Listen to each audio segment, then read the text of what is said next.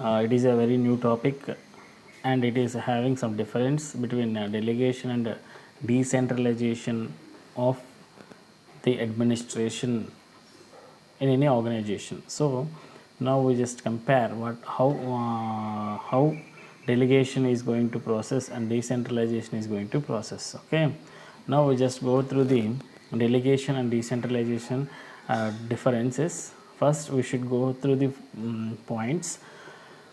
Into the delegation side, managers delegate some of their functions and authority to their subordinates. Into this delegation process, the managers has some delegate some functions to and functions and authority to their subordinate. They have to provide some functions. These are the functions you need to perform, and they have to delegate some authority to the subordinates. Okay, only some of the functions and some of the authorities only. Okay, into this decentralization side, right to take decisions is shared by top management and other level of management. Here into the decentralization process, they have to take a decision and it is shared by the top management and other level of management. They have to involve into the process to communicate everything to the all the departments of the management. Okay, next, scope of delegation is limited as superior delegates the power to the subordinates on individual basis. Into the delegation process, the people have some limited because as a superior they delegates this power to the subordinates on individual basis. They have to select the people who require the authority and they have to delegate that authority to the individual basis. Okay, in some other side, scope is wider as the decision making is shared by the subordinates also. And also into the decentralization process, they have wide shared decision making process to the superiors and as well as subordinates also. Here responsibility remains the managers and cannot be delegated. Into the delegation process, they have to responsibility remain of the managers, they cannot be delegated. Only they have to perform their responsibilities. They need not go for delegate any authority to the others into the delegation side. And decentralization process is concerned, responsibility is also delegated to subordinates. Into the decentralization, the people who are involved into this process, they have responsibility is also delegated to subordinates, and that means they have to provide delegate the authorities to the subordinates also.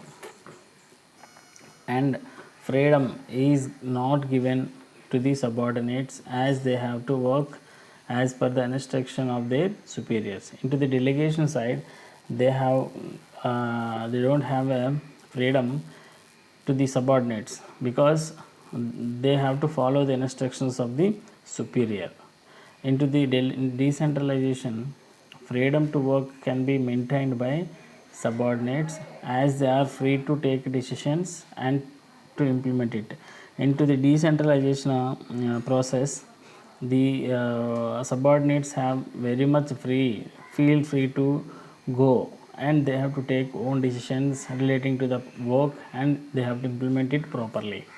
Next, it is a routine function. It is obvious function into the organization because everyone must accept the authority. They must require authority. That authority is going to delegate to the all people to perform the organization.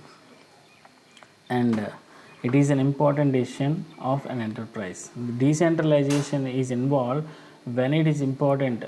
At the time they have to involve and they have to share the information what the decision top management is going to take in. Next, delegation is important in all concern with the big or small. No enterprise can work without delegation. Okay, here into the delegation process, it is very important to all concerned because when we have to delegate authority to the people, they have to feel it is my responsibility, so that the enterprise is going to perform their functions effectively by delegate authority. Okay, without any delegation, there is no enterprise into the enterprise in any uh, environment. Decentralization becomes more important in large concern, and it depends upon the decision made by the enterprise is not compulsory. Into the decentralization process, it is also important when it depends upon the integration process, when the decision is going to taken by the top management, when it is required, not compulsory. Okay, next, the authority is granted by one individual to another. Into the delegation process, the authority is going to grant to one individual to the another. That means chain of command. According to the chain of command, they have to be delegate authority. Next, it is a systematic act which takes place at all levels and at the functions in concern. Into the decentralization process, it is a systematic process because into the decentralization, all the departments are going to involve into this, and a similar in one time they have to share the information to all levels of functions, to all the departments equally. Responsibility cannot be delegated. Only the delegation, into the delegation side, they only delegate authority, they don't provide a responsibility into the delegation side. But in the decentralization side, authority with responsibility is delegated to subordinates. When we have to delegate authority, that will give the responsibility also, and we will provide the authority and responsibility to the subordinates. That means we should delegate both into the decentralization side. Next, degree of delegation varies from concern to concern and department to department. Here, when we have to provide the delegation of authority, which is required, where it is important, how it is concerned, and which and department to department. These are differences and different changes also there.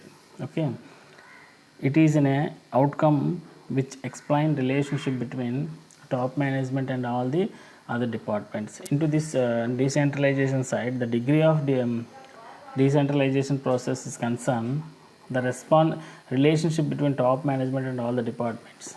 The both the departments and top management is going to discuss about the topic, and how could we fulfill, like they have to discuss. Delegation is essential of all kinds of concern. Into the delegation side, we should delegate the authority is very much essential to all kinds of concern. That means in any time we will delegate authority to the different people. They have to perform in the organization well. Decentralization is a decision function by nature.